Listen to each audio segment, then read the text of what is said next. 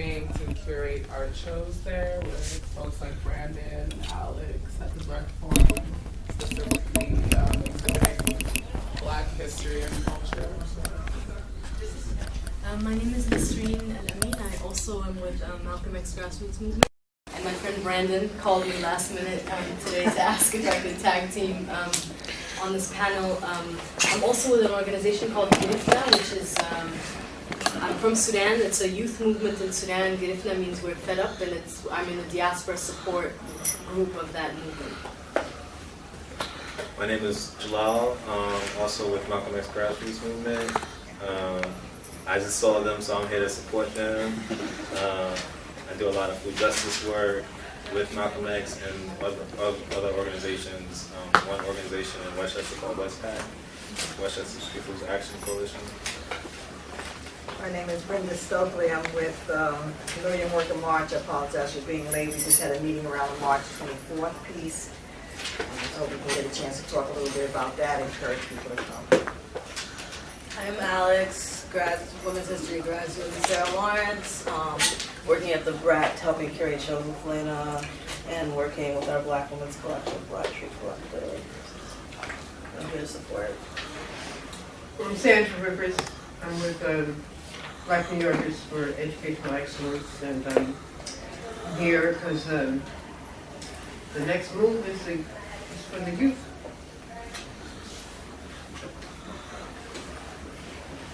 I'm Rod Bush. I'm on the board of the Brecht Forum. I teach at St. John's University. I used to do a lot of other things, but I am so happy to see all of the young folks here. I got a note from Sam Anderson projecting the need for this kind of meeting. So I think it's crucially important. So I'm really pleased to see everybody.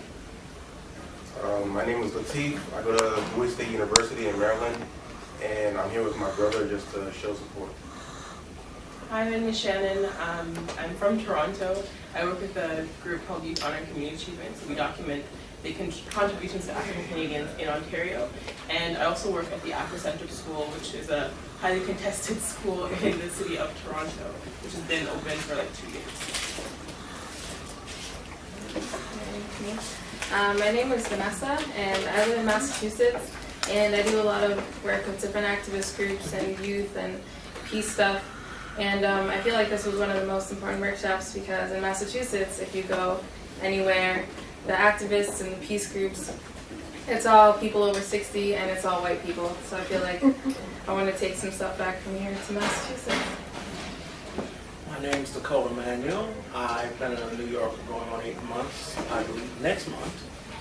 I am a student at the General Theological Seminary, and I also am active with the International Socialist Organization. My name is Terry Marshall. I live in New York, in Brooklyn, originally from Boston. And I do create a project which is trying to merge culture and organizing together, that people engage and create models of engagement. And picked this workshop. Honestly, I knew some people on the panel. Want to see what they say, and also the subdivision. My name is Laura Whitehorn. I was a political prisoner for 14 years, and I'm from New York, and I live in New York. And I work with a group called the New York Task Force for the Release of Political Prisoners, which works very closely with Malcolm X Grassroots Movement. And I'm here because I thought it was one of the most important panels, and a huge number of panelists. Good afternoon. My name is Arvinetta Henry. I'm with Picture the Homeless, and I'm a New York City teacher. And I believe that it is important that we work with our young people to get them involved so they can be able to take over when I retire in a couple of months. Hello, what's up? My name is Wale. I'm a member of MXGM. I'm also a CUNY student. I'm a senior at Lincoln College in the Bronx, and I'm a member of Black Legacy, which is the Black student union on that campus. And I'm here because my little brother's in town, and I wanted to, you know, bring him out, spend some quality time, and also some folks that I know on the channel. So I'm here to show support. My name is Holly, and I'm neither black nor young, but I'm a California teacher and felt that this looked like a really good place to be. My name is Britt, and I'm not affiliated with the group, but I work in an organization that does reentry services for women coming out of prison, and we see a lot of young women of color coming through.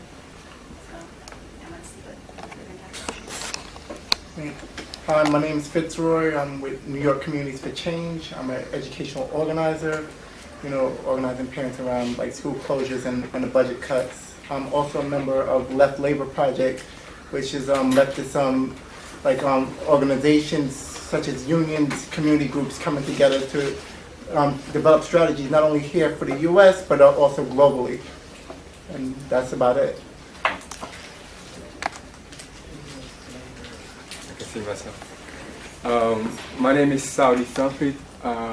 I grew up in Amsterdam, the Netherlands, and I'm here to get educated. I'm Joe Friendly. I have a daily 1-hour public access show in Manhattan called Truth for a Change. I have a presence on YouTube, youtube.com/Joe Friendly. And I have a plan for peaceful but total revolution up there somewhere if you Google around. And I'm working on a solar engine to drive the revolution. I'm Sam Anderson, one of the members of the Black Left Unity Network, as well as a number of groups here in New York City around public education, like the Coalition for Public Education, Black New Yorkers for Educational Excellence, and also co-chair of the board at Brecht Forum. And been around the struggle for a long time, 40 some odd years, and see the very important, urgent need for younger folk to come in and replace us like Rod and Sandra, Brenda, you know, replace us, because at one time, gravity is going to overwhelm us, you know. Minimally. And others who came in. Introduce yourself. Oh, I'm Kurt. I'm from Long Island. We don't get a lot of that stuff going on in Long Island, so everything I do for the movement or anything has to be out this way. You know, so I'm glad I'm here. I'm glad this is here. Anyone else who has not introduced themselves yet? I was born in Harlem Hospital in 1934. I've been a political activist since 1960. And I'm going to expose Sam right now because I have his name on this ad here. It appealed by Black Americans against the United States support to design the state of Israel. Oh, yeah. And this was I've been looking for that. This was in, huh? I've been looking for that. Yeah, I'll give you a copy. This is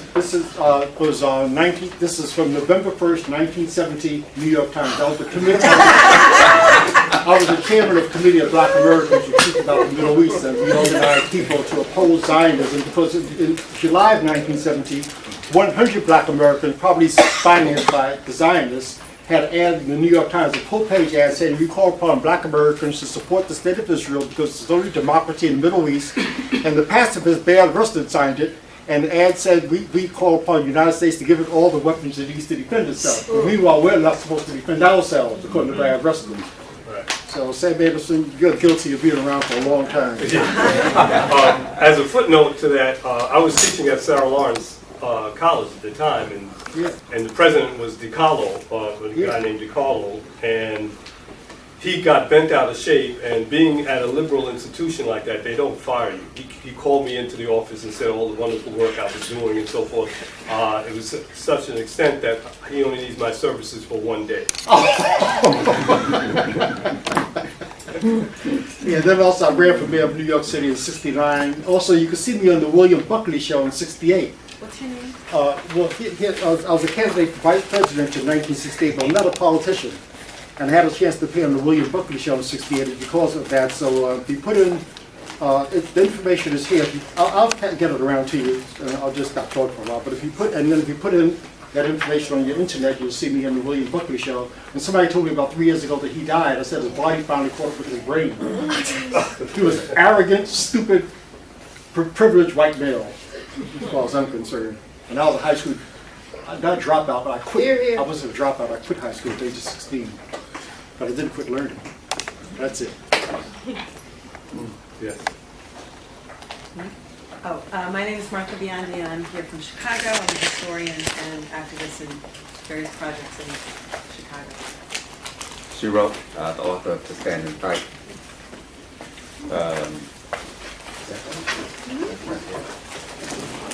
Very important book. We should read it. Say it again. To Stand and Fight. The struggle for civil rights in post-war New York City.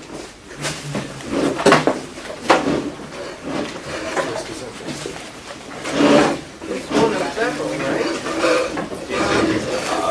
Hi, One of several books. I am Darryl Prince. I recently joined the PGM. I've always been really concerned with what's going on in the world. Obviously, it's not working, and I've been developing solutions on my own to fix a lot of the problems. I'm going to see about implementing them pretty soon. Cool. So, so this panel is about how do we shift Black Revolutionary Center back to the youth. I sort of feel like that's kind of an open-ended question. I feel like, us as panelists, we may have some insight to that, but folks who came also should feel free to share your perspective and you think can bring Black folks back to thinking about activism, back to thinking about changing the conditions, that a lot of people face. Another panelist just walked in. So what we've been doing is just doing a go around, having folks say their name and why they came to this this workshop. So it's on you, comrade. Hi, my name is Kazembe. Hi. Here's the mic. Oh, I'm sorry. Thank you. My name is Kazembe Balagun. Oh, sorry.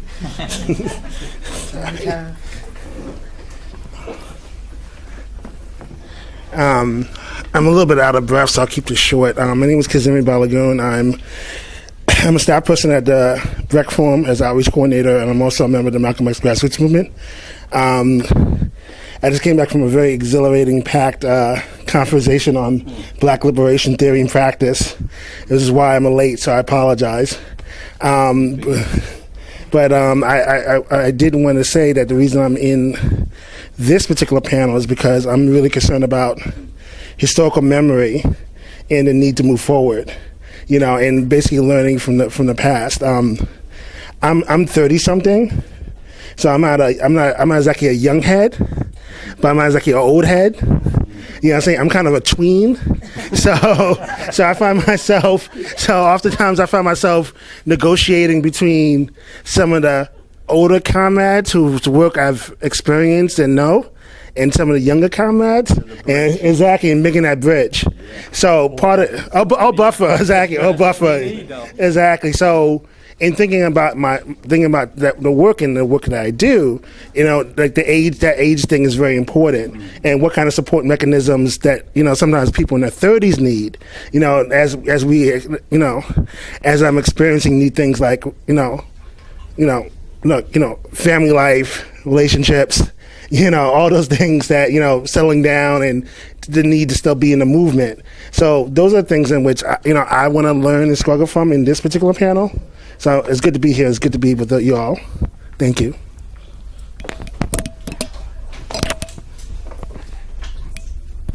Would anyone like to start? As others have said, this is a very critical and important panel, and so I wouldn't have missed it. I'm glad that it was happening.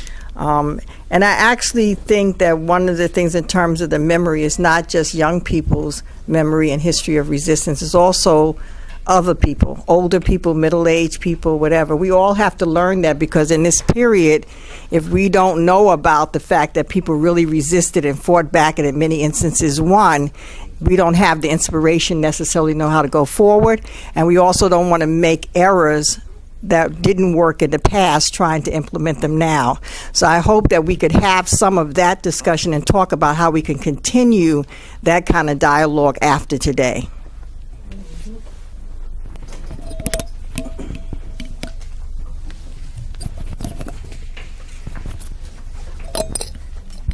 All right, so I guess can start there's a project that that Lena and I worked really closely on, and it was for Black August. Do folks know what Black August is?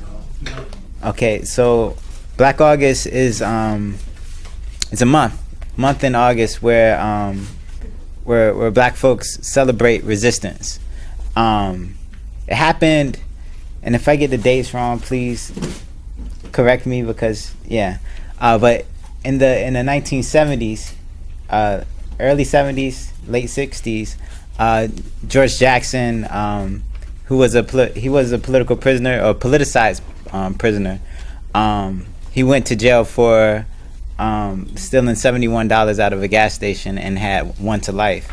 But while he was in prison, he was politicized, and learned about the struggle for Black folks.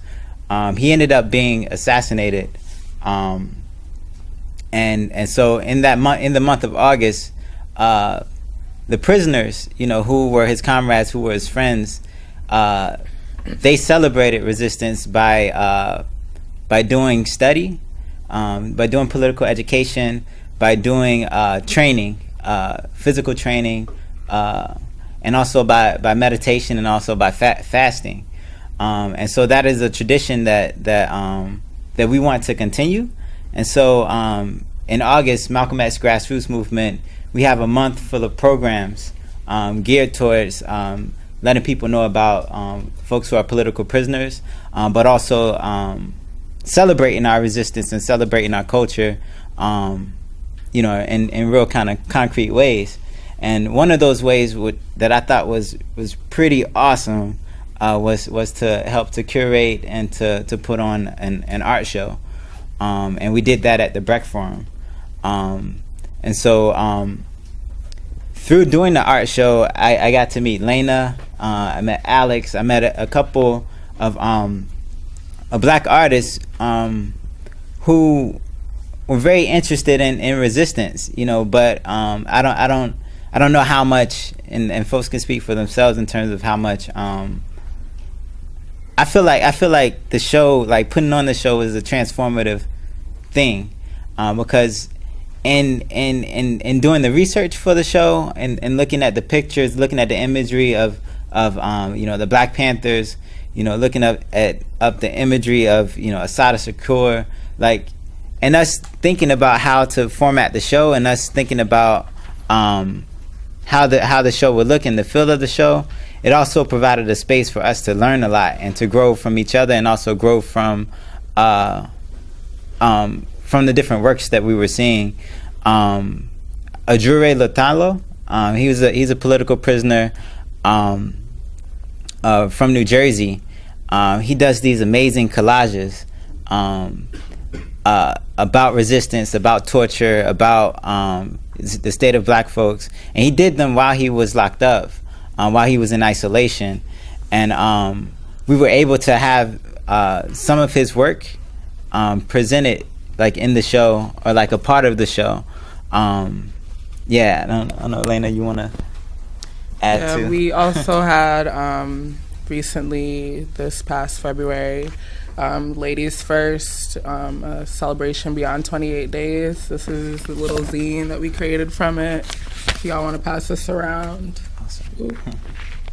And these are some events that have been going on at the Brecht over the past for Black History Month, in honor of important figures in throughout Black history, as well as people who are active today. And I want to also point out that a few art collectives have been born out of these specific shows.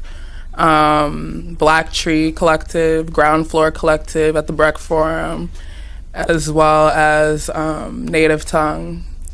So that was really great to bring in a lot of young people who were very much inspired, as well as working with older people, you know.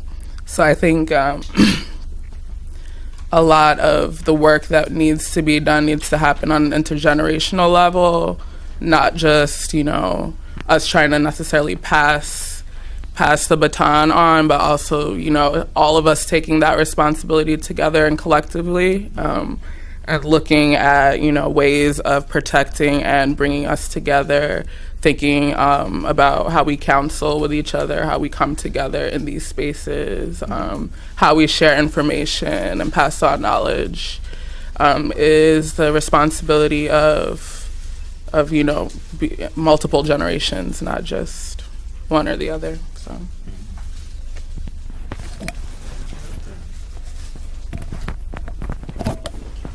I don't really need the mic, but if you guys give it okay. If anything, I definitely have heard of Black August. I saw your advertisements in a couple of places, mostly at the free concerts that are done, you know, in the city. However, that month, which, you know, the focus is primarily on art, I don't really see it as a motivating factor for young people to do action and, you know, to become involved. Because a friend of mine, since November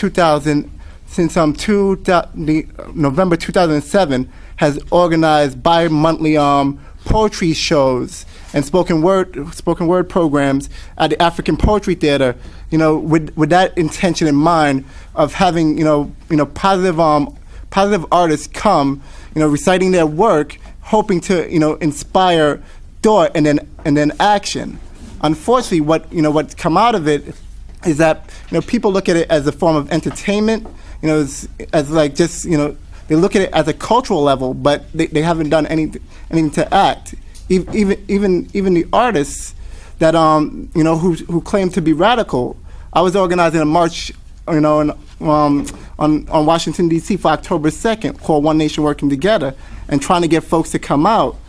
Right? They would not come out. I'm like, here's your chance to actually live what you say that you're all about, and they don't. And so at least with respect to artists and spoken word art and, you know, performance, I kind of hold them at a very low level when it comes to radicalism, because they don't really back up what they're speaking. So I have a couple of questions for you. Number one, how do you transform that from being just a cultural exercise into something that actually, you know, does work? When I say work, like organizing, educating folks. And number two, wouldn't it be better to go inside of communities and you know, first ask people what's happening within their communities, and then organizing around like their shared experiences? I can answer that. First of all, I don't agree with the way you talked about artists. I think if you look at the title, How Do We Shift the Black Revolution Center Back to the Youth? I think the title is kind of strange, because I don't believe in a Black Revolutionary Center. I think it's fragmented, and one of the fragments is art, for example. So if I would go to a spoken word session, for example, maybe you need to listen to what the spoken word artist is saying, and that's what's going on in the neighborhood. Want to pass it on?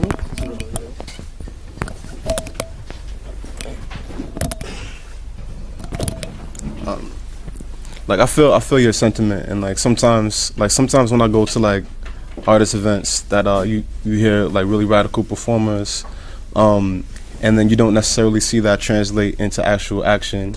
I can see like where you're coming from. I would say highlight as a difference, particularly with Black August, is that sort of one, Black August's primary function is a fundraising mechanism to raise money for political prisoners. So the fact that you have people and you're raising money, that suits one purpose. But also I would say that generally open mics aren't necessarily associated with political organizations that can actually take folks who are interested, if they become sparked at an event, and actually funnel them into actually doing work in the community. I would say MXGM is probably an organization that does that pretty well, because I know a lot of the new membership, I wouldn't say our primary recruiting tool is Black August, but a lot of folks go to Black August, are inspired by the art, ask how they can get involved, and you actually have folks from the organization that can take you in and invite you into sort of the foundational steps into how becoming involved in this sort of work. So, but I feel where you're coming from, because a lot of spaces where you see folks come around and talk about, different issues, and then it might be really, inspire a lot of people, energize people, but then you don't necessarily see the work. But I think if the intent is sort of organized properly, you can make it more of an effective sort of medium.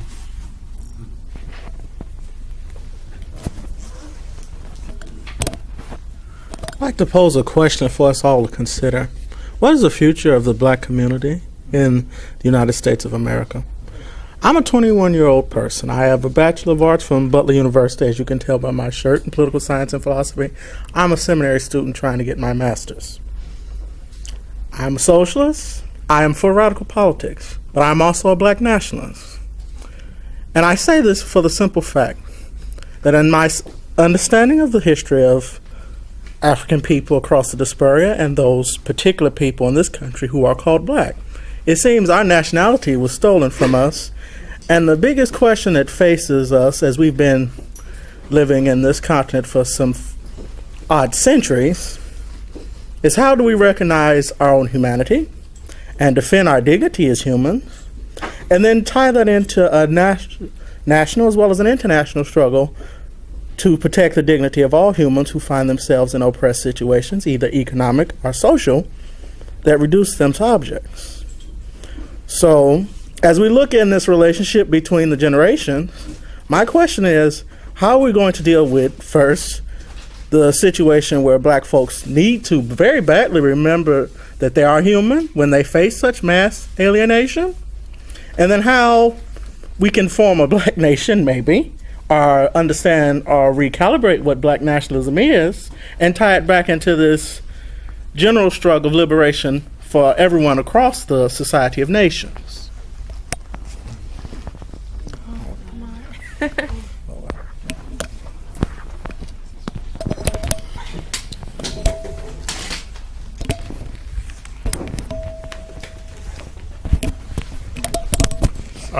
The last question is a very powerful question that will probably take us a week to begin to answer. But I think we should try to address that. The comments before that, which were focused on art and the politics of artists, political artists doing work in the Black community, I'd just like to shed some historical light on that. In that, first, all good art is informed by the social movement. And if the social movement wanes, so does quote unquote good art. When I was in my 20s, your age, right? The Black art movement was beginning here in the United States, not just Harlem, but in the Bay Area, Chicago, Philadelphia, or wherever there were major meetings of Black folk, major Black communities. There was this growing Black arts movement. It was coming because it was being informed by the civil rights movement in various ways, and some were inspired by it to be part of that movement, the artists. Others were saying this ain't enough and we're going to have to take it further. But in any event, the interesting thing in that period was that the political artists were also political activists for the most part. There were some who weren't, but there were others who who were definitely engaged. Amiri Baraka is an example of that. When I was involved in helping to form the Black Panther Party, I was also part of the Black Arts Movement. I was a poet in the Black Arts Movement. I was at the Black Arts House in Harlem almost every day. And because of that, there were people, there were intellectuals who were there who were helping us understand not only the world about us, but understand our craft, our art. And there was this interaction, ongoing interaction between the various fields of art.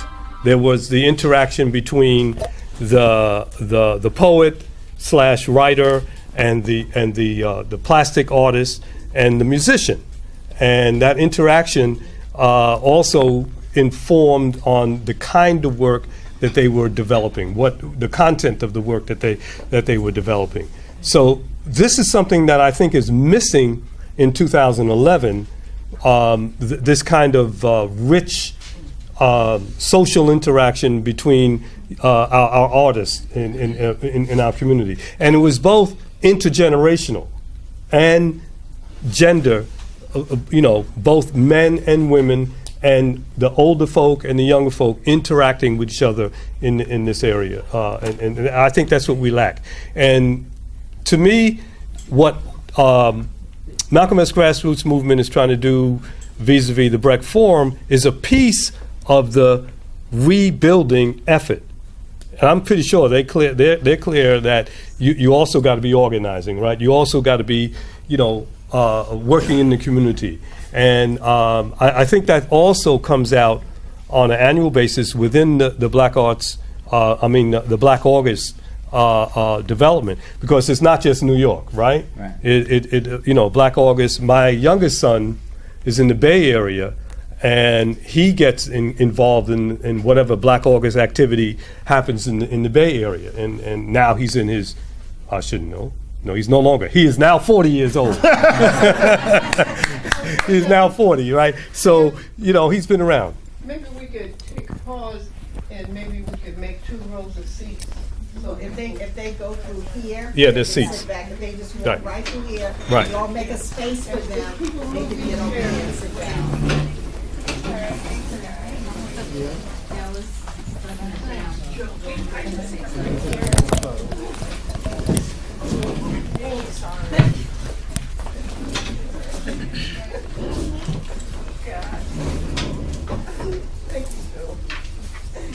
It might be good to kind of leave a space so that other people that come in can get over there and get to the chairs that are empty.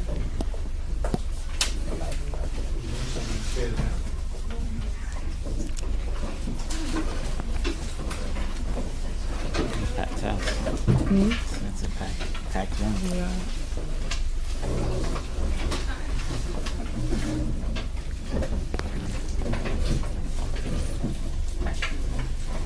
So I just wanted to take up on what you were just talking about.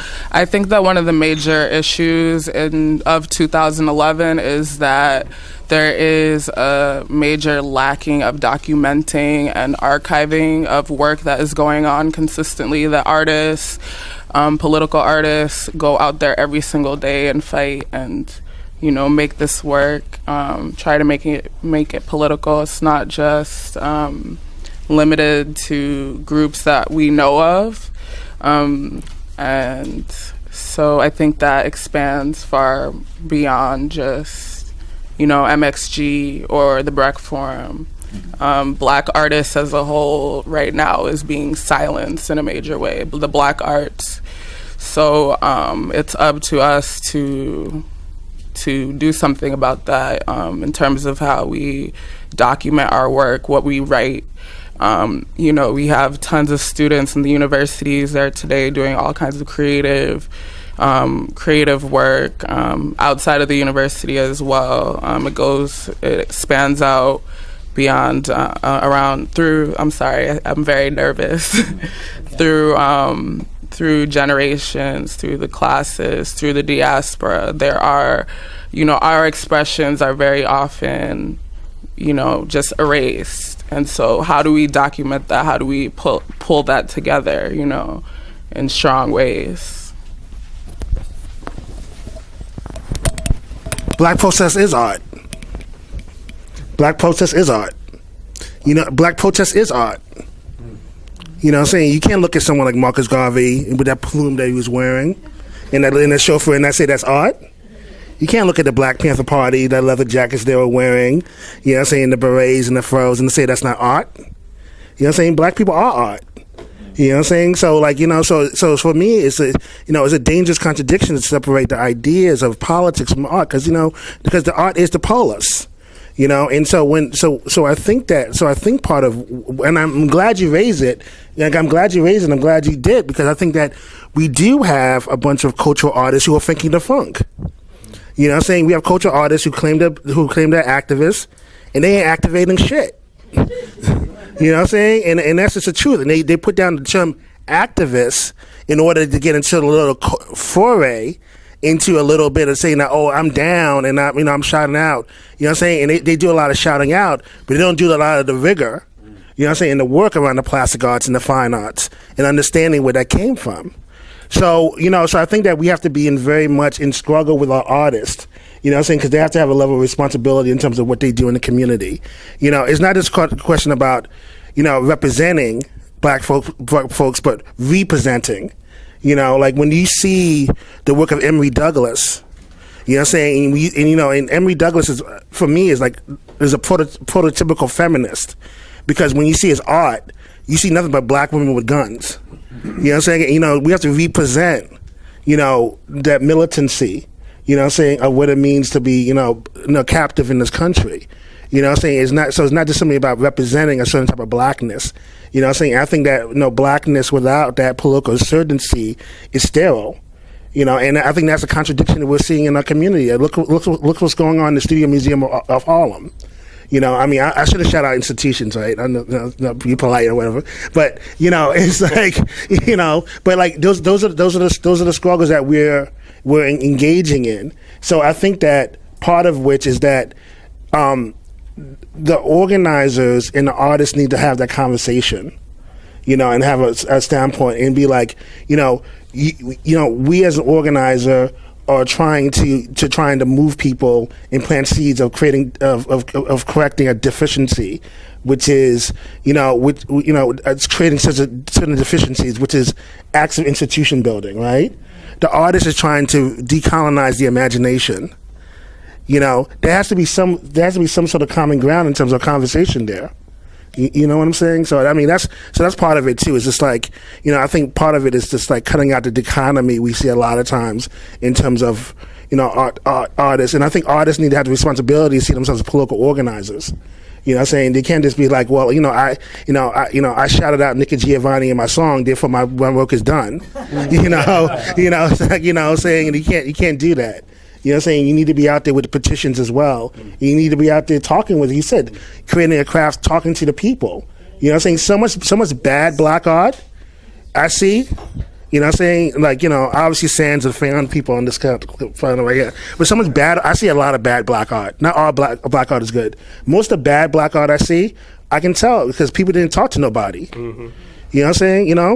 Honestly, and you see it in the proliferance of one woman show, all these one people shows. You can't put on a play. You have to talk to yourself. I mean, you know what I'm saying? Like it's seriously, I'm serious. You know what I'm saying? It says something about the inability of us to talk to each other to inform our practice. So I'm sorry. You did that on purpose. You got me riled up. That's why I was invited to the panel.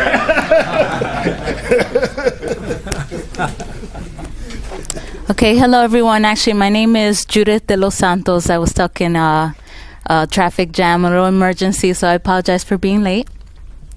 So on this topic of what I get as art and it being revolutionary, what was the question? Okay. In fact, listening to everybody, I'm actually going to share something because you guys just inspired me to do something as well. But all right, my thing, because they were just talking about they were talking about the art shows that they produce, you know, with black artists, Black August. And so I was just saying that in my experience organizing, most of the time, like the folks who claim to be revolutionary in their art or in their spoken word are just like the complete opposite. They're just opportunists, you know, taking advantage of that. And so, like, folks along the panel were just giving like different examples. You know, some supporting what I said, others, you know, showing like, you know, the what they're doing to counteract that. So what I wanted to comment on is this art really represents this exploration of exploring our spirituality, our cosmovision, something that we lost, you know, through the degradation of these traditional African and indigenous based value systems, which we are lacking and we're looking to get back in touch with. And so this self-exploration is something that goes against, you know, the system that we live in. And so I think that that's why, you know, a lot of our black art is being shut out, basically, because it represents this assault that we're experiencing. And so I spoke with Dr. Bolden, Mark Bolden he's a black psychologist from the Association of Black Psychologists. And one of the things he had to say was we need to start building up resistance through building cultural, what he coined as cultural immune system. And basically, when thinking about the shifting of the black left center to our youth, what we're thinking about really is this transmission of a revolutionary values system to the next generations to come. And so what this is we're doing this by transmitting a cultural value system, a traditional cultural value system, as well as a deteriorating cultural value system. And so, you know, under a system that is constantly, you know, focused on quelling potential youth rising rebellion. And so, you know, this is a system, you know, that's targeting our children. You know, for instance, as we saw the targeting of children of the Black Panthers and the death of such the leaders, Fred Hampton, for example. And it's a system that is one that transcends layers of society. For instance, those layers that are naturally occurring within society, the family, then our communities, which is our clans, and then the larger society. So it's a system that is transcending all of these layers to target the individual, which is why it's important to build cultural immunity for the individual, as well as the family, as well as the clan and the larger society. So did anyone want to comment on that? Okay.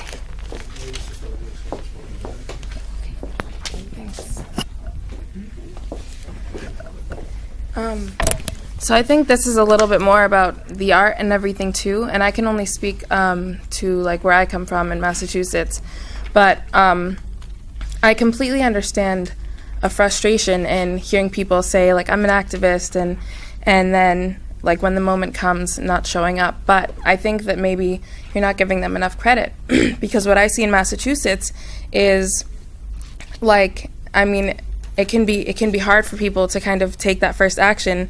And like I come from a place where like my father walking home from work gets stopped and like cops try and check his backpack all the time, like because he's not white.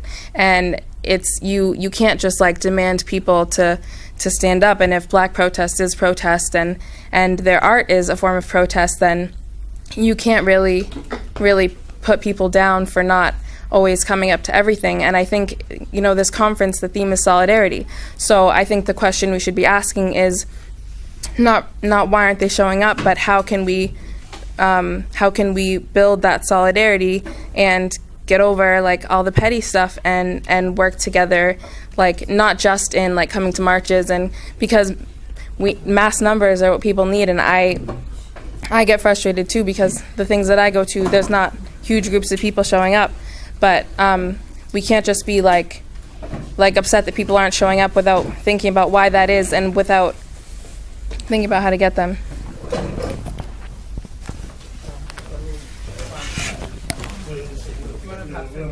Which?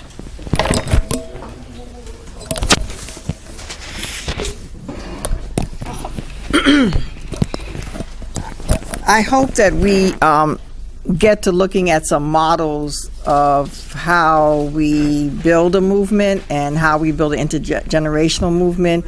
I mean, I think the cultural piece is very important, but I think we're getting to a point where it might be very similar to the whole pervasive revolutionary atmosphere that existed in the 60s. And it wasn't just here, it was also internationally. So you couldn't even be an OJ group or any of the singing groups and not sing progressive lyrics. You could not. It wasn't acceptable. And the whole idea that as a people, we never put things in little silos. Art on the continent and in other parts where people still are connected to their culture, it was not something that you put in a museum and go and look at.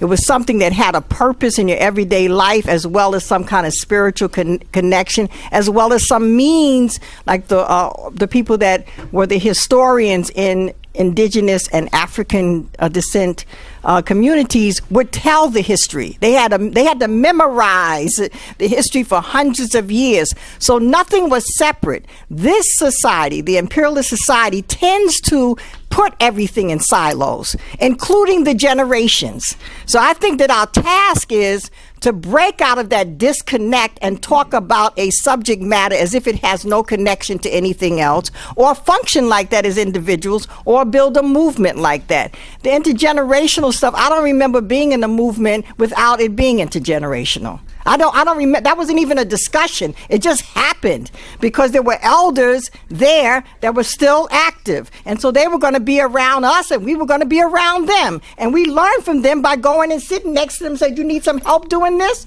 So then you're going to show me, and while I'm helping, they're talking to me about how things were and how they got to that point. So I think that part of it is unpacking the nonsense that we are separate, that we must be separate, that art is separate, and that everything else is separate. So if we start looking at that, I looked at one group, I don't know if anybody else knows about this school, it's called ECHO, and they're in Jackson, Mississippi. That's what they do. They go around to different communities and they sit down with the community, and whenever they meet with people, it's going to be intergenerational.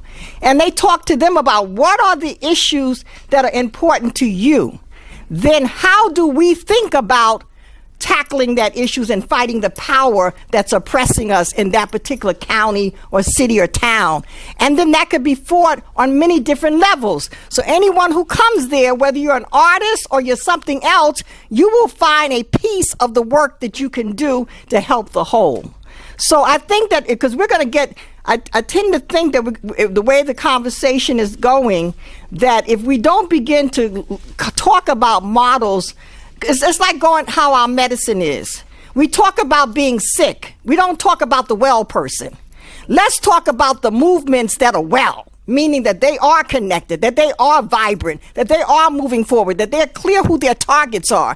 If we keep on talking about what ain't working, we're never going to get to that part. So I'm not saying that it's not important, but I hope that as some part of this, we start talking about the continuity, the holistic approach, and the fact that it's not even a question that we must be together, we must be together. That question shouldn't even be on the table anymore.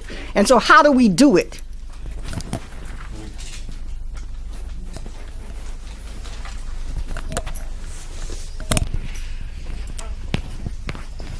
Oh, did you folks want to speak? Oh, you had something to say. You hadn't say it.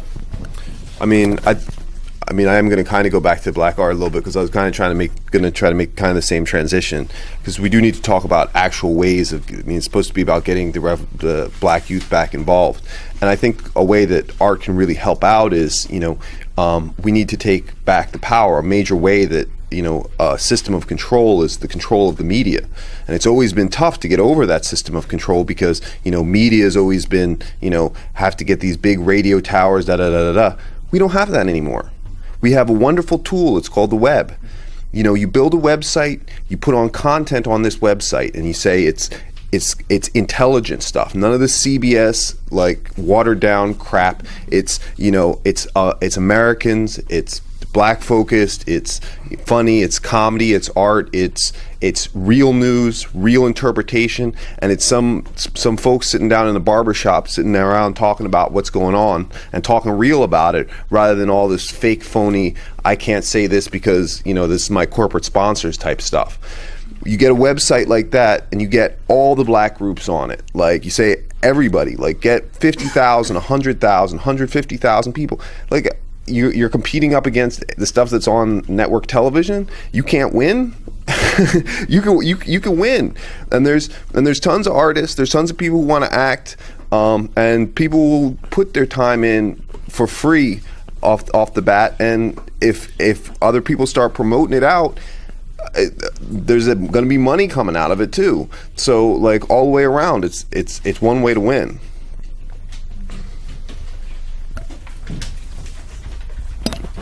Can I say something real quick? I think like exposure is definitely important. I think using the web is a cool tool to use. But I honestly feel that if we're going to get youth involved, it has to be like on a face-to-face kind of level. Yes. We have to have conversations with folks, and we have to meet folks where they're at. I think I know for me, I consider myself a cultural worker. I think that the arts, that's what brought me into Malcolm X grassroots movement. I went to a show. I saw Common talk about Assata. You know, that's how I learned about Assata Shakur. You know, I learned through music. I learned through the arts about the movement, you know. And so for me, that's something that excites me.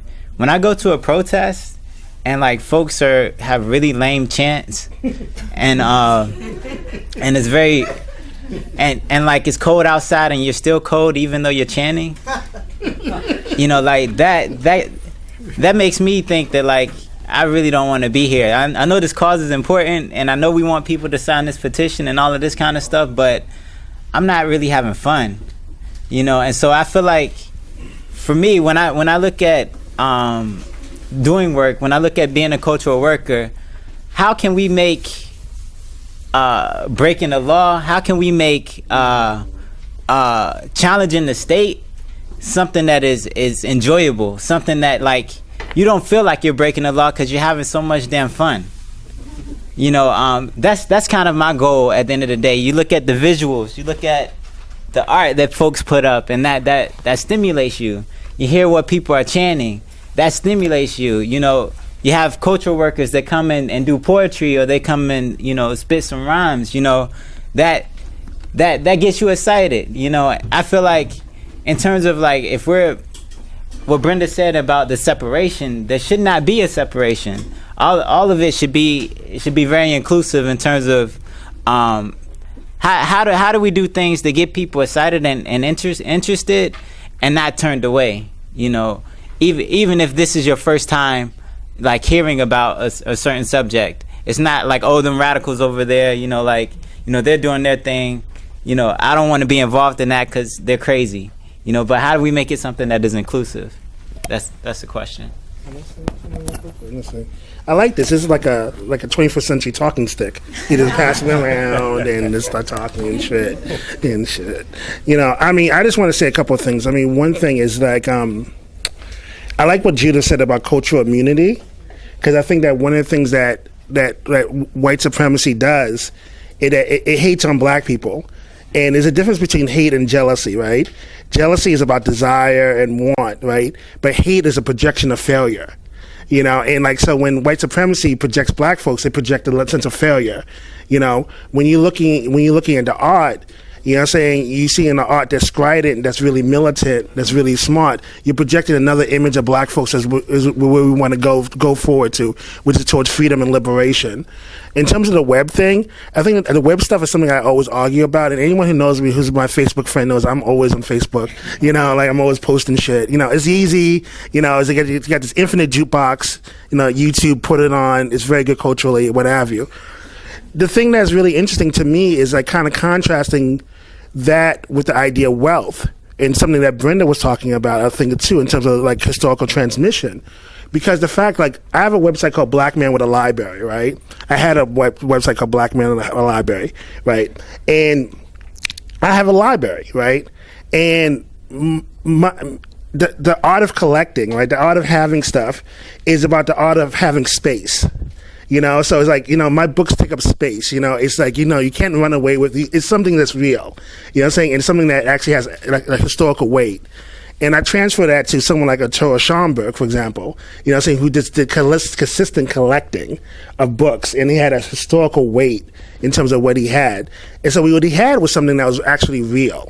Right? And when you have something that's real, like a library or any type of collection, that's institution building, right? That's a seed of institution building. So when you're talking about black art in terms of the idea of intellectual reproduction, you're talking about that idea of that's very key in terms of black liberation, which is the idea of independent institution building. What are we doing on the ground that's real for us in terms of really kind of building our own independence, and also just building our own sense of place within the society. And I think that, you know, part of which, in terms of like, you know, historical examples, I think that, I think Black August does that because it's a holiday. You know what I'm saying? Like, I'm so happy that black folks in the 21st century, we got 2 months now. We got February and August. And we're going for October. You know what I'm saying? But it's a place of historical memory. You know, it's that place of historical memory, which is just as important as anything else. Because when you celebrate a holiday like George Jackson, or you celebrate, for us, in queering the black experience too, we got to draw James Baldwin into Black August as well, and being a James Baldwin part of Black August, because we have to have the gay and lesbian, transgendered women experience within the context of resistance movements. That's just as important too in terms of our cultural reimagination. All right, so it seemed like everybody got my point kind of misinterpreted, because the way the conversation was originally going, it was as though like they were saying that artists have led the movement, and my point, what I was trying to make, is that number one, when I'm out organizing, I'm going into the communities. I'm speaking to everyone. I'm finding out what works well for them, what doesn't work well for them, and then building from there. The rally and the protest, that's just a physical manifestation of the work, that all the groundwork we've already done. So like you might see like a little rally in front of a school. That was weeks of prep, speaking to parents, telling them finding out what their concerns are, telling them, teaching them how to stay on topic if the media tries to, distort what you're trying to say, and so forth. So, right? And we're not trying to say that everybody has to be at everything. It's really just the prep work, and so that's why I was saying for the artists to go out into the street and start doing the prep work. I'm not talking about going out to a rally, because honestly, I've been to most rallies that we've had in the city, and I could tell you the regulars, we don't even listen to what's being said anymore, right? We're there trying to make connections with each other, trying to collaborate, build coalitions, so that way we can move forward and get back to doing the street work. The rallies are just a physical form, and I guess going on what Kazembe says, that's our form of art to attract folks to what the issues are. Now, to piggyback off of what Brenda said about like the OJs and groups like that during the 60s and 70s, they had to be that way because organizations, community groups started to do that work. They inspired the people, which then adjusted the art, and that's And that's what we have to do today, because unfortunately, our young people are being inspired by Madison Avenue, right? If I had to use an artistic expression that could best, could be our best organizing tool, I'd have to say it's hip hop. Hip hop would definitely be our best organizing tool. And unfortunately, that's in the hands of Madison Avenue. It's outside of our control. We got a guy like Jay-Z, which a lot of people listen to, talking about Marcy Projects. And when I go into Brooklyn and I'm telling these folks, Jay-Z always claiming Marcy Projects. What has he done for Marcy? Marcy should hold Jay-Z accountable. I'm from Hollis, Queens, 50 Cent, right? Everybody knows 50's from Hollis. When his movie Get Rich or Die Trying came out, folks in Hollis, I don't know who these kids were, but they spray painted a big X on top of that poster. It was like 50 doesn't represent us, and 2 days later they had to remove that poster down. And that was just like, kids did it. It came up like 2 o'clock. It was winter. By 5 o'clock, that X was on there. Nobody knows who did it. I'm still trying to find out, because I'm like, I want to work with those kids.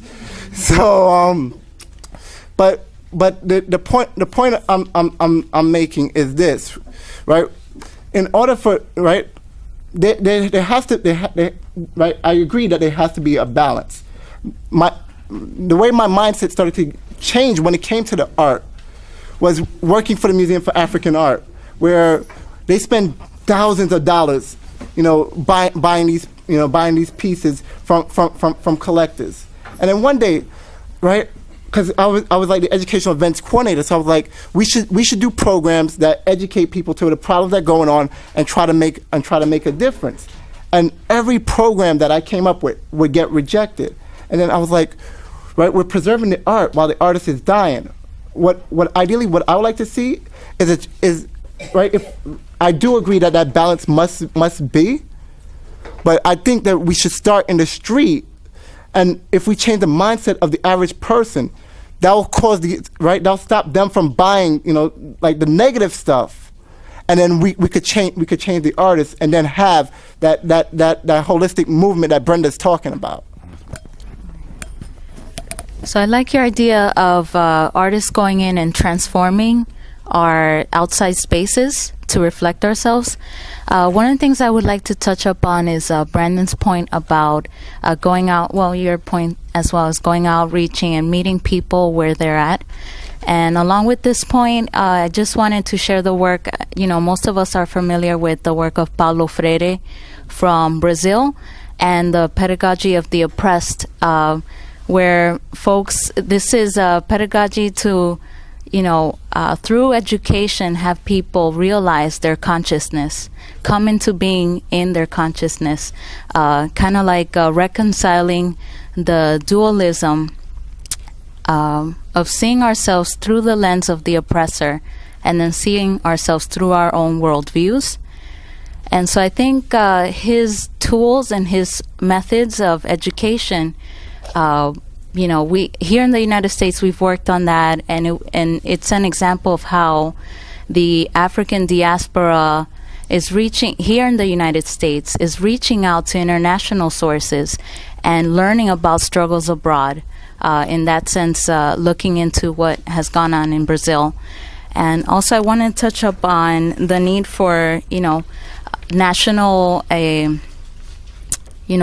unity. I think Sam spoke about. And so, learning about other common struggles nationally and also internationally, looking at the rest of the African diaspora. Because in a conversation with Dr. Kito Swan, who's an associate professor in history at Howard University, he mentioned that of African peoples taken from the continent for enslavement in the Americas, 5 to 7% were taken to the United States. Most were taken to South America and to the Caribbean. So reaching out to other communities and seeing how they, what models do they have that, we can recreate here. For instance, taking a look at the Garifuna community in Honduras. These are people that have conserved their language, which means that they are able to express themselves using a language that does not have built into it that degradation, which is prominent. This is the purpose of oppression, a language of oppression. For instance, here in this country, English, as the first language, this language has built into it these forms of degradation of the oppressed. So it's difficult to transcend and to speak of ourselves using a language that already has it built into it. All of these points. Let me see what else. Also, other examples to take a look at when we look at the international realm is, the McGarveyism movement that was present in the Caribbean. There was a lot of McGarvey branches, institutions with branches throughout, for instance, the Dominican Republic, created by one called Carlos Cooks, who was, he came from the Dominican Republic, came to the United States, to Harlem. Also taking a look at, just following the footsteps of Malcolm X, who went abroad and to build a momentum for a need to support and internally colonized peoples. Thank you.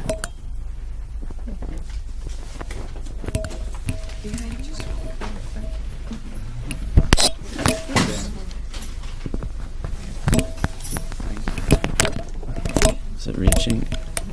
Hi, yeah, my name is Matt. I just wanted to say, I wanted to just, how do we shift the Black Revolutionary Center back to the youth? When I came here, I thought that was about how we can take the the experience that movement had and take it back, to relate it back to all youth, because this problem that we're facing today, it's happening to all of us. There's an injustice going on, and it's all of us, and I think we need to engage the youth somehow and figure out ways that we how the Black Revolutionary movement worked and what to take out of that and put it into like the here and now. What can be done? I think this idea of bringing your art to the streets is a great idea. If the art's strong, you can start, because basically we need like a massive truth and awareness campaign about the issues that are happening to all of us. I don't know what are I guess we have to decide, what are we revolting against? The revolution. What's the revolution against? It seems like it's against injustice and capitalism and corporate injustice. And how do we do that? How do we mobilize people and bring this power back to the youth?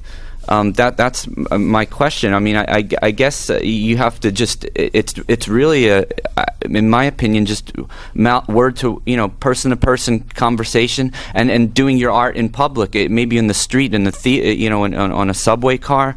Getting creative and bringing the art to the public and maybe just informing them about the issues. I wanted to just know what I could take out of this, how people can bring this what happened before back to all of us, because how are we going to get creative and solve these problems that face us? Yeah. Hi, my name is Linda. I'm an MXGM member. And I work with, all of my jobs have been with young people, and so for that I think art is very important to the conversation, because that's the only way that I've seen young people be able to express themselves and it not be facilitated by a teacher or someone who clearly represents the oppressors in their lives. So what I find is really stressful and frustrating is that I work in a dropout prevention program and I use art as my main form of counseling and my main form of expression. And young young black people today are being pulled by every non-for-profit, and the non-for-profit industrial complex has really used art as a way to suck kids into their world.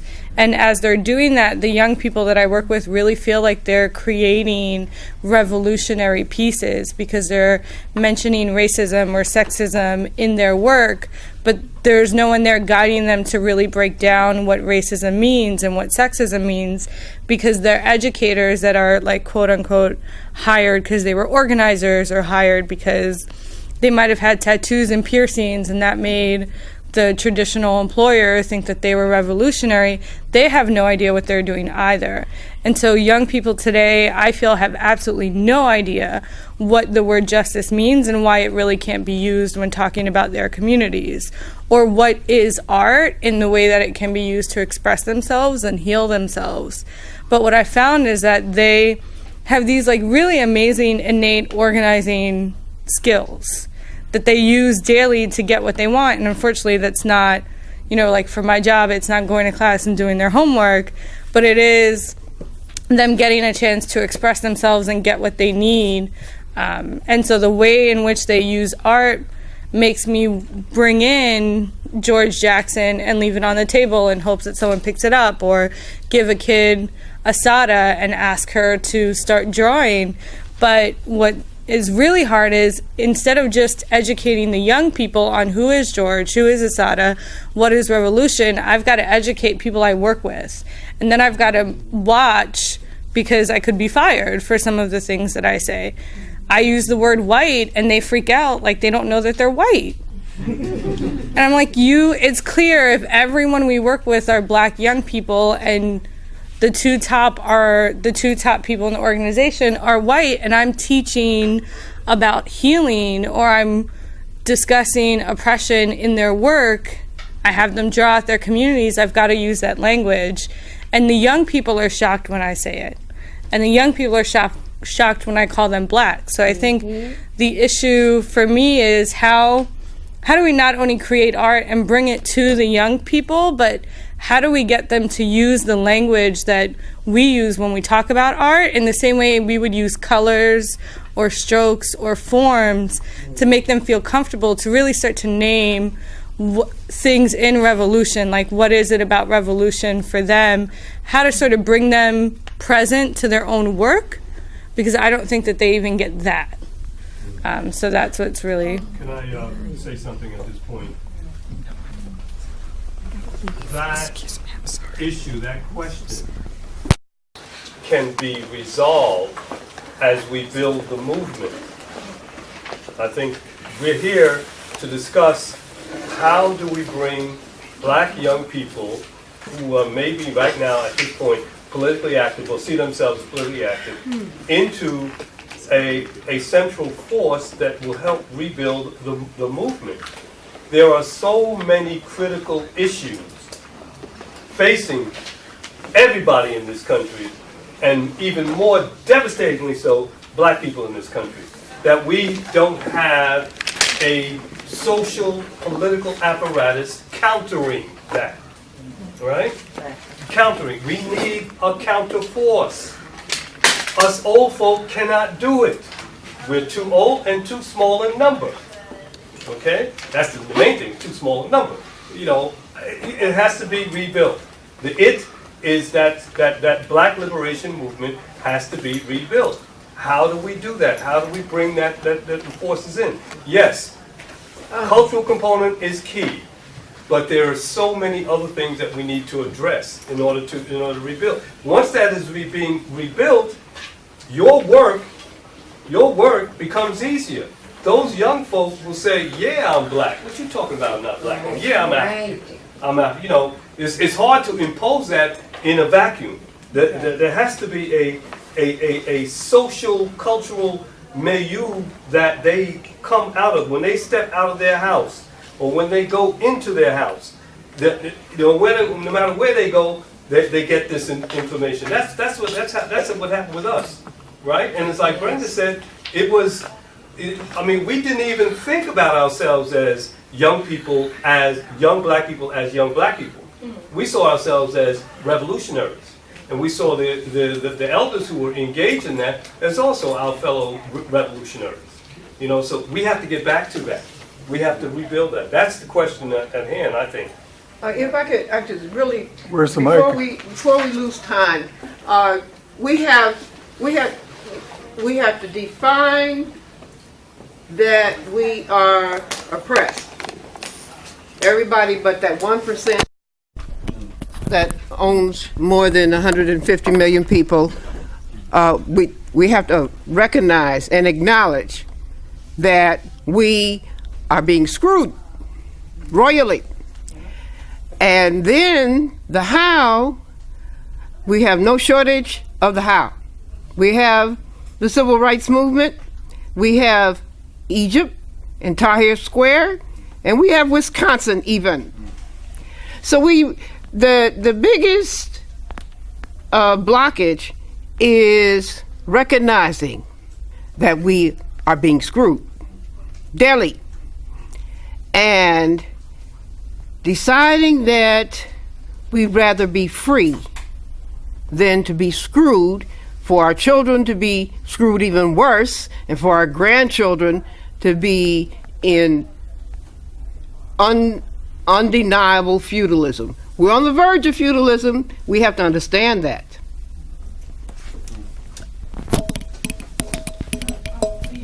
I think those people had their hands up for us. The mic taken from me.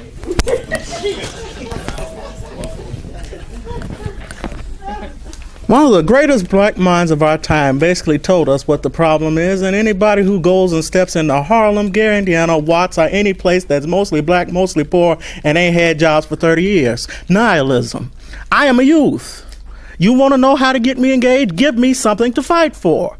The Al Sharptons do not offer a program that help me. Do not offer a program to help the black folks who are stuck in the ghetto, who are either finding some way to basically escape the realities of their life because their life is shit. Now, I'll tell you how to do it. How about we take back our communities? How about we literally say, this is our land. We're not listening to anybody else telling us what to do. Then you can talk about art, which is something that comes from a truly actualized person who recognizes, one, I'm human. Two, the universal thing of being human is living in a situation where constant things are coming at me, trying to bring me down. But I will stand up and I'll face it as a human with courage, because that's what life is.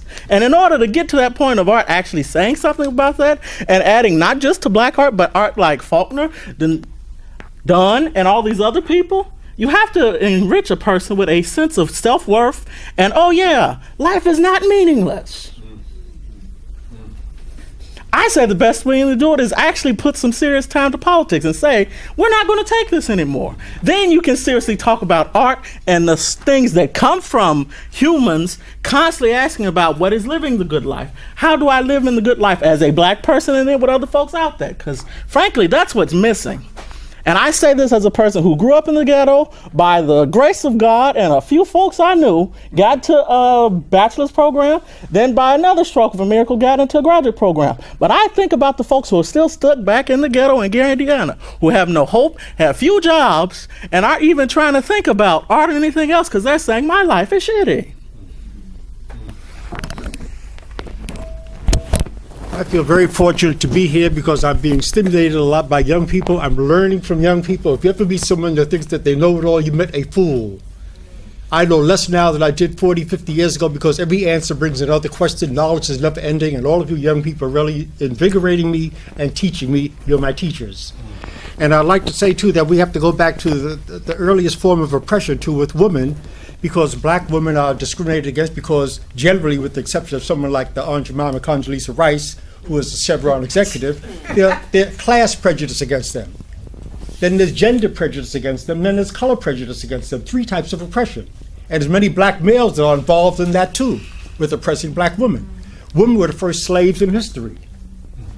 And so I think that understanding the things about the horrible exploitation of women have endured for centuries, for thousands of years around the world, whether it's China, Japan, Europe, or Africa or elsewhere, is very important in giving letting women realize that you're cognizant of their history of their oppression and the special type of oppression that black women suffered under slavery, then also the special oppression too of black males, where the system would want to dehumanize the black males, that the black women wouldn't have anybody to respect. If a black man tries to stand up and be a man for his woman or his family, they want to break him down, kill him. So those are some special types of things, and so just keep up the good work, and this is fabulous.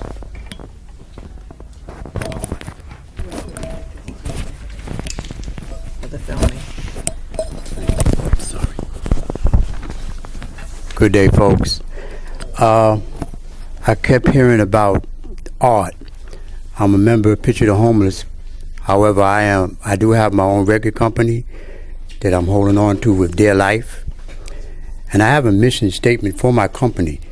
I would like to read a couple of things from it before making a comment. It says, art and music are the reflection, well, actually being that children, youth are impressionable, and that art and music are the reflection of the psyche of the people. Untouchable Records maintains that the content and context of this media communications and media projections of art imitating life will be the highest moral constitution within the music industry. I would like to go here and say that Untouchable Records recognizes this disparage and exploitation of ethnic communities, the criminalization of the culture, the corrupt methods of marketing, the racial barriers, cultural banditry, hip-hop generation violence, entrepreneurship, nepotism, and corporate monopolization that permeates within the music industry. And Untouchable Records is committed to cleaning up the act of the music industry and eradicating its oppressive conditions via media communications and media projections with a global impact. So I want to say on that I heard that you said that there's nobody out there, but I'm here, and all I need for you to do is just to help me by supporting my music online at CD Baby, which I would give you that address to go up. It's only 25 cents per.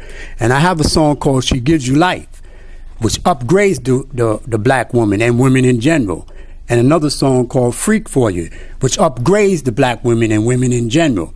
Because I am adamantly against the degradation of women, black women specifically, and women in general. So if you would support me in building up my company, I would promise you that I will do everything in my power to bring about that conscious awareness and keep it there, because that's what I do already. But the problem is, as you mentioned about Wall Street and Jay-Z and 50 Cent, you know, they sold out. They sold out. And you see what they're doing is everything is about pimping, PIMP, and it's about violence, and that's the media projection that causes our youth to think this is the way to go. I don't want to give that media projection. I want to give the media projection that gives dignity and makes you want to, like the young brother said over there, makes you want to get involved. If you would work with me and I'll work with you, we work together, the media projection is here because I'm already plugged into that field. Thank you. Well, and just to play back on that, like, you know, everybody in here, like, and I respect to what you said about getting face to face to communities. It's absolutely 100% necessary. In fact, I think that there needs to be in every single community. We should map every community, know exactly where community centers are, and have regular events at different communities. But, you know, getting control of our media and having something where we can see positive media. Like, everybody in here knows what Nike is. Everybody in here knows who Michael Jordan is, and you don't know that from anything random. You know that from the television, because everybody has the television. Once you get those messages, and that's how control has been propagated. And like even what he was saying, like you have a venue for art, for people to know where art is, for people to know where events are, and to get out to these different events. Then the people who come to events come back in, then like when they go home, instead of that connection being gone, they can go back and see themselves at that event, and they can see what other events had happened before, and they can see where you're going to go from there. It's about controlling the message, and, you know, not having somebody trying to control your mind on the other end, but trying to expand your mind and open your mind and move you towards positive thinking and positive people, not trying to control you. I just wanted to touch on something that Judith and I think you had mentioned earlier as well, just in terms of us also thinking internationally. I'd mentioned earlier that I'm part of a diaspora support group of a movement called Girifna in Sudan. It's a youth movement that is actually organized similar protests to the ones in Egypt. It hasn't gotten as much media attention. A lot of resistance movements on the continent, sub-Saharan Africa, have not gotten as much media attention as the ones in Egypt and Tunisia. And I think the key there was that art as well was a really powerful tool to mobilize people. In the case of Sudan, there's a young woman named Safia Ishaq, and you can look her up online. She was raped by the national military she's an artist, and she was organizing people to get out there to protest and has been part of a movement to basically break the silence, break the culture of fear in Sudan. And one of the ways they've been doing that is through popular theater. So also when we think about art, let's think about theater as a way to kind of, get people thinking about the issues and politicizing them, breaking the silence in places where television and radio is highly, where it's censored, right? So this is a way, and also public art, mural art, in places where folks can't read and write. Those are important ways to engage people and to politicize them. And I think those are also things for us to learn from, right? And so, for example, also in the case of Sudan, there have been a lot of young people who were imprisoned after the protests, and the way that movement became intergenerational is because the mothers went out there and fasted and did a sit-in until their children came out of prison. So I'm just mentioning that as also for us to think about art, not necessarily in this commercialized way where you're paying for something, but also as a way to kind of reclaim public space. And in addition to that, I just want to briefly mention, because Malcolm X Grassroots Movement has been supporting young people at the high school that I work at, Paul Robeson High School, that's being phased out. And one of the things that the youth have been really frustrated with is that you go to these Department of Education forums and it's supposedly democratic and people are speaking out, and yet there's nobody's listening. And so one of the things that the young people have recently talked about is we need to do direct action, and the only way we can talk about direct action is by doing it, by organizing intergenerationally and by learning from the elders in the movement that have done this for a long time. And so that's, I think, a way, it's an opportunity and a way, I think, to move forward.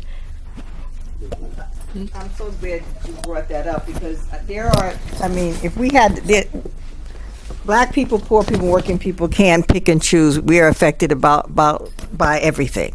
But if we had to choose some of the most prioritize some of the issues, there is no possibility that they could be fought other than intergenerational. And you brought up the education piece. There are people running around the city saying, we're going to shut the schools down. And in their meetings, they don't have a single parent and they don't have a single student.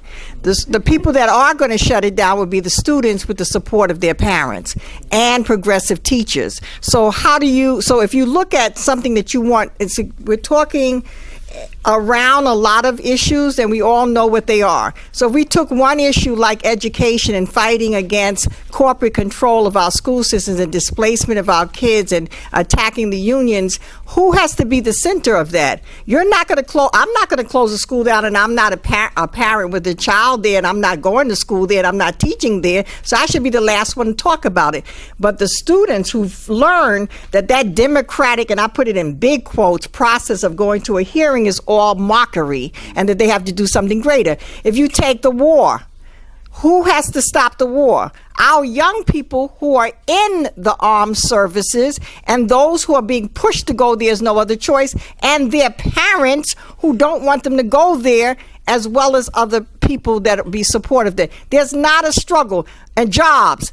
Our young people who don't have jobs and probably won't get one under this system need to be the center of fighting for jobs with those who are unionized and those that are not unionized, with people born here with immigrant workers. So we need to talk about how do we start having those kinds of discussions, strategy and tactics, how to organize that, and then we do have to go community by community. We can't just have rallies and proclaim stuff. We got to actually go and talk to people, and we can't just do it in centers. We need to go door to door. Police brutality, who is it? The young people being attacked, but also adults and their parents. So again, it cannot be anything but intergenerational. Who needs to be the center of that struggle? Not people that are not part of affected by, but the people that are affected. So I hope that when we leave here, we have everybody's names, that we find a way to continue the dialogue on tactics and strategies,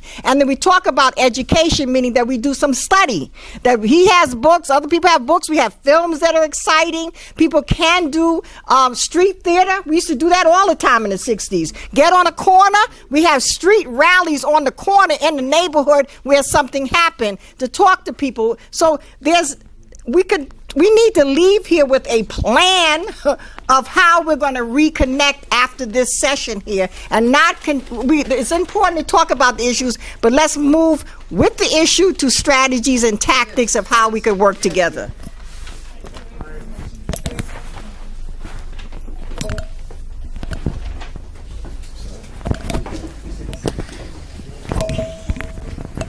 Be conscious over time. I'm going to be brief. Okay, if anything, I'd like to thank you for doing that, because that's actually my work day to day, is organizing the parents around the school closure issue. I was there on February 3rd when Paul Robeson, got closed. PS 332 in East New York got closed that day, PS 260 and so forth. Currently, I'm working on another school in Bed-Stuy, and it's a co-location case called PS 308. It was named after Clara Cardwell. I'm not going to go into who Clara is right now for the space of time, but the thing about it is that some of the greatest voices so far have actually been the students at PS 308. They had their PP vote on March 1st. We had about 15 to 20 parents speak, and 25 students, came with their parents. Each and every one of those students spoke at the PEP vote. We had children from third grade up to the 8th grade crying as they gave their testimony, and the DOE, Kathy Black, and the mayor's appointees still voted against this school. We had evidence. We had the media come in, do articles and so forth, and they still voted against it. And you know what happened once the students found out? They're like, no, this is our school. We're gonna fight this. Yesterday we had a meeting with Velma Montgomery, getting her on board because we're trying to get the state senate to her power in the state senate to bring this issue and have this overturned. We're planning a meeting sometime next week. I don't have a date yet. We'll build a Blasio because we want a public advocate involved, and it's the students and the parents that are leading this. And so I'm glad that that finally came up, because that originally I thought it was going to be the panel speaking and then taking questions from the audience, and that was going to be my perspective, that the school closure issue is bigger than what people think. It's bigger than privatization. It's a civil rights issue, and it's a human rights issue, because the area where these schools are located are black neighborhoods, not even black and Hispanic. They're black. And I dare anyone to look at the entire list of the 40 schools that got closed and prove me otherwise. This young lady had her hand up. Sorry, it will get flipped back.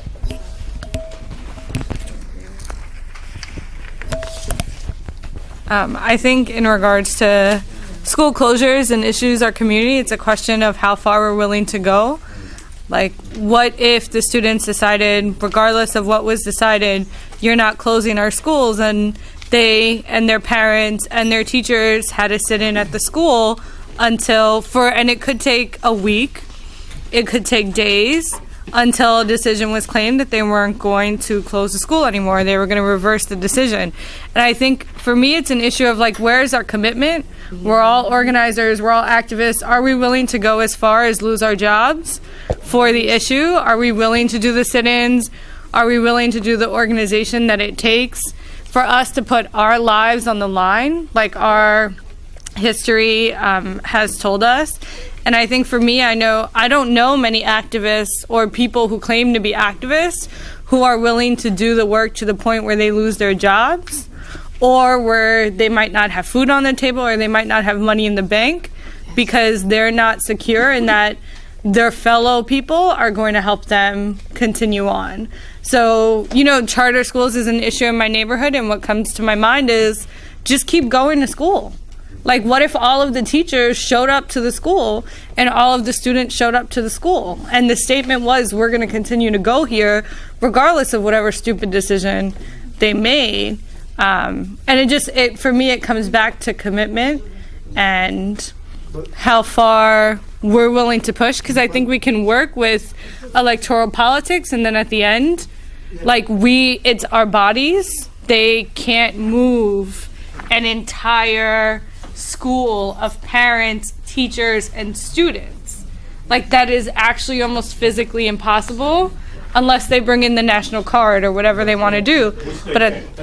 Which they can, but it's still, for me, it's, if you're willing to go as far as sleep in a school for a week, then you have taken that movement 10 steps forward, because I have not seen that done since charter school started. Believe it or not, that was actually going to be done at PS 114.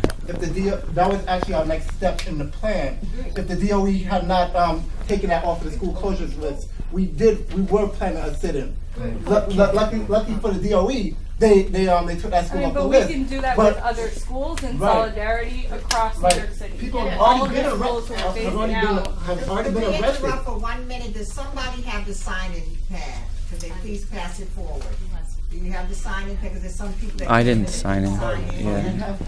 We got arrested, including Charles Barron and other folks. Back in February, so we are elevating it. It would blow NYPD's mind if every school, all 46 schools that were listed, slated to be closed, had a sit-in on the same night. With all the students and all the parents, they'd freak out. Can I say something? This is there's a movement building here in the United States called U.S. Uncut, which basically with the budget cuts, they're claiming we don't have the money, but the fact is the money's there.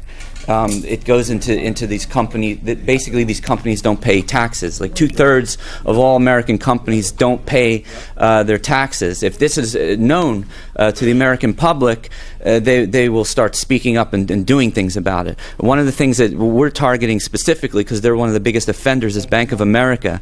They had paid zero taxes. They paid more taxes than they paid less taxes than I have in my pocket. I got like $3, and they paid zero. They paid zero. Yeah, and they're claiming they don't have money for things. We got to start shining light on this issue, this tax evasion, this tax dodging. And one of the creative ways that they're going into the banks, like parents and their kids, and they're sitting in the bank, and they're not leaving. And they're actually turning it into a library, because that's one of the things being cut, libraries. Or they're turning it into like a little education center about tax evasion, about all the little loopholes. And they're not leaving. And if we do this also in a coordinated effort, all at the same time, everybody takes a coffee break from work, goes into a Bank of America, withdraws everything. Withdraw your bank, close your bank. Yeah, or just disrupting business as usual. Like, we got to start. I want to point out that the policemen and firemen, the most conservative union members in Wisconsin, walked in mass into the major Wisconsin bank and withdrew their money. Oh yeah, $200,000. Yeah. Yes, that has impact. Close the bank down. That has the impact. That is, in fact, that and mass numbers of people are the only things that have impact with a system that is intent upon destroying you. It may take some while longer to have it for it to sink in, but The system is intent upon destroying us. We do have to understand that.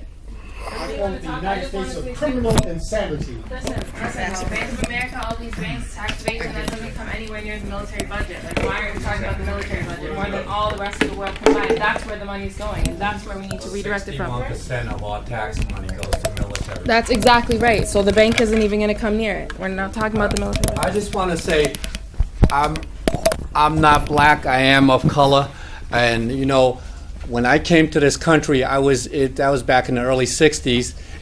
I didn't know about the movement, and then it happened, and you know, the black people died for their cause back then. They didn't care. This is what's got to happen again. It doesn't matter losing your goddamn job. Who cares about your job? People back then were hosed by fire hoses, attacked by dogs, by freaking dogs, man, by police. They didn't care. They knew this is what they had to do to change this, to make the struggle keep going on. And it's a damn shame I have to speak about this at 2011. It's a damn shame in this country, but that's where it's come to. We have to get back out there on the streets again, and who cares what happens to us? If we don't, it's just going to keep going on and on and on. We have to keep going on with this. You must have been there in the streets when this was all happening. You too. He was in the streets when this was happening. They didn't care about dying. These people in Tunisia, in Egypt, they do not care about dying for what's going on.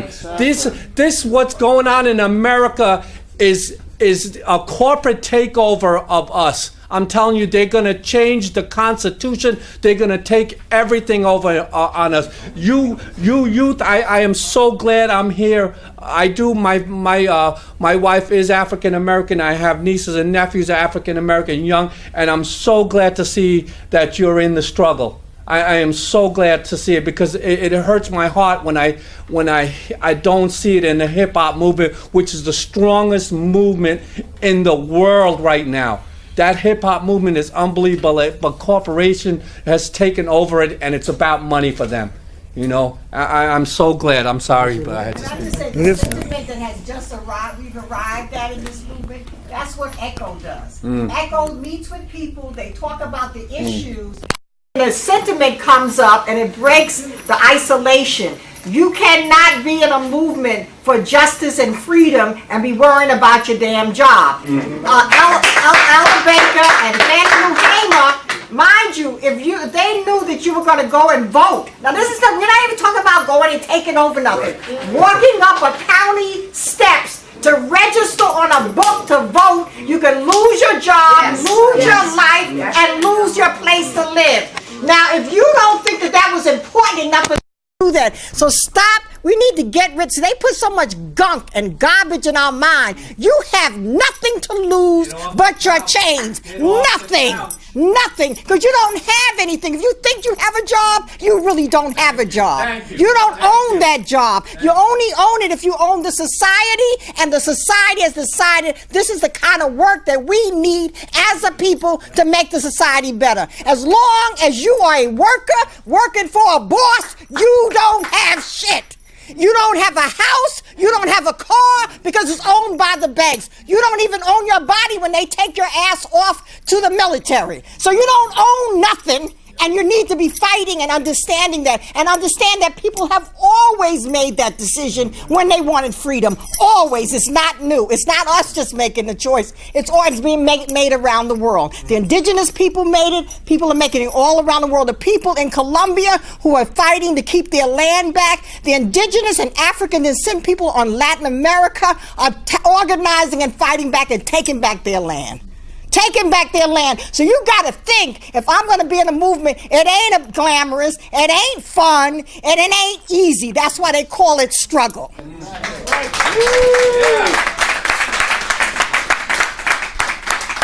I'm going to pass it to my brother, but I just want to say Paul Mooney, the comedian, calls it the inclusion of illusion. The illusion of Well, just to respond to you, I don't want to die. You know, and you know what I'm saying? And I think that it was Sun Ra who said it best when he said that anybody can give up their life, but to give up your death takes a lot of courage. You know, and what we're talking about is giving up a death, you know, like, you know, which is like, black life is defined by death, is defined by social death, is defined by physical death. And I say that to say is that I think that what we allude to in terms of struggle has to be, life affirming. And I think that this kind of like push back against art. So I noticed there was kind of shift in the conversation. We were talking about art, and people felt that was kind of soft.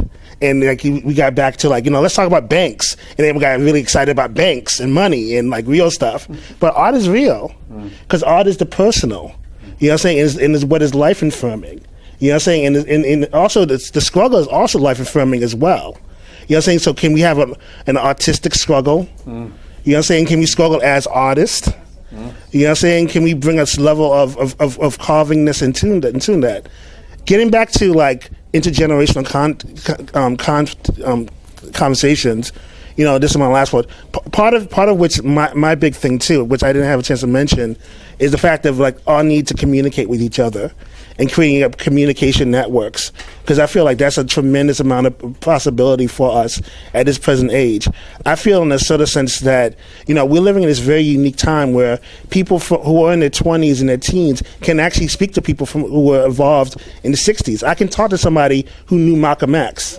You know what I'm saying? So it's not too far away in terms of our education. So that's one in terms of communication. The other part about it too is just a level of terms of love and trust, and understanding that we'll make mistakes. I feel that a lot of sense of terms that when the 60s activists were active, I get the sense that they weren't a lot of older people around, or they were older people, but they weren't necessarily there on the level of like leadership or something like that. And sometimes I wonder about that. Sometimes the willingness in terms of like taking action. I wonder sometimes if it's a question of fear in terms of like making a mistake, because if we don't do it on the same level as a Hugh P. Newton or A. Brown or a Lane or whoever, that somehow is not as worthy as in terms of conversation. So I'm wondering if those are some of the things in which are sometimes holding us back in terms of our conversations. And I'm wondering, and because I agree with you, the fierce urgency of the now. We do need to there has to be a level in which the Black liberation movement, take our responsibility in terms of our people. I was inspired by people who are older than me, and I've had my life threatened. Oh, I'm sorry. I had my life threatened a few times. I've been so fortunate. I've reached the age of 76 to never even had a broken bone in my life. I was toured through Mississippi, Georgia, Alabama in the late 60s. I was there. Malcolm X was killed. Louisiana, just so many. I was banned from going into Bermuda in '69 to attend a Black Power conference. Wouldn't let me in the country. But anyway, I feel so very fortunate to be alive and to be listening to all of you, be inspired by you. And I've never been depressed in my entire life. Nothing at all I've read about or heard about in the world or experienced or saw has made me feel that there's the most important thing to do while you raise your family. My oldest son is 55 years old. Youngest is 27, but to be continually involved in the struggle. I worked for 59 years. I'm retired now. I had many jobs, from porter, dishwasher, cab driver, school teacher, insurance agent. I was also involved in stolen property. Sure. I was a real estate agent. Wasn't it stolen from Native Americans? That's what our youth need to know. Be in the struggle. They need to be taken out of the classroom and taken around to the older people and let them tell their stories and how they still to be 82 years old, to be 89 years old, and still have that zeal to fight and to lead among. That's what our youth need today. I'm gonna give you 1 second. I just want to say, I think the biggest problem we have is we want to act like there's a difference between all these problems. We want to talk about the economy, the military. We want to talk about sexism, racism.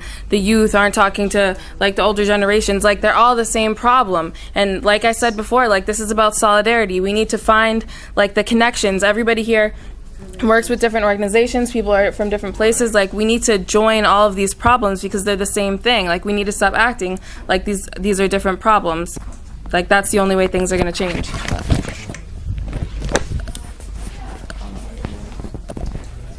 It's time, people. All right. Final comment, Thomas. There's a brother in the back that had his hand up that never said it. All right, so. I just want to make it brief. My name is Gustavo, and I've been. Let's give him the mic. Give him the mic.